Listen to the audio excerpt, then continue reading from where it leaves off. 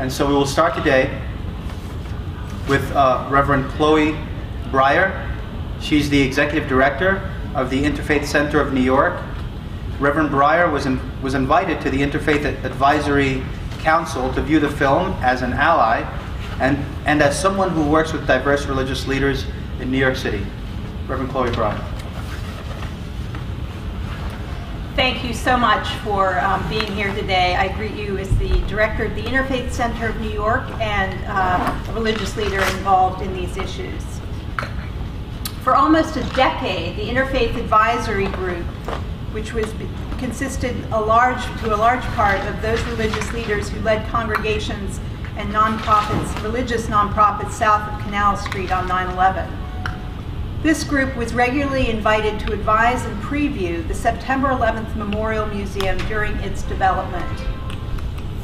In June of 2013, during one of the museum's conversation series of stakeholders, participants voiced concern that 9/11 family members and the first responders in the documentary could offend and mischaracterize Muslims.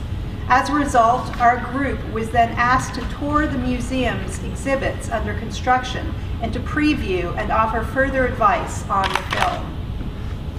As we toured, we were deeply moved by the museum and pleased to find overall an array of exhibits, inclusive, informative, and engaging exhibits. We found them. But this 7-minute film, intended to provide historical background on the terror attacks, instantly concerned us. The film, loosely and without sufficient definition or context, describes the rise of Al-Qaeda and uses terms that are confusing and controversial.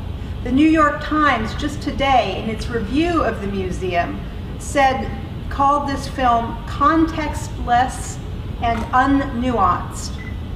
A narrative not so much wrong as drastically incomplete. While no one seeks to deny that Al-Qaeda are violent Muslim extremists, the overwhelming majority of the world's 1.6 billion followers of Islam are righteous believers and should not be conflated with terrorism.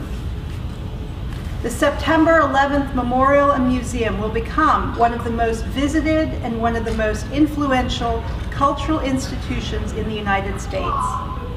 Visiting will be an emotional experience, and visitors will be confronted with the question of who to hold responsible for the single most deadly attacks on our nation's history. It is critical that the museum not use terminology in a context that could be interpreted as suggesting collective responsibility of Muslims and Islam for September 11th. Definitions matter. Context matters. To date, for two different audiences, the relationship between Islam and the attacks were not clearly presented in this film. We ask that this matter be addressed as sensitively as many of the other critical issues are in the museum. Thank you very much.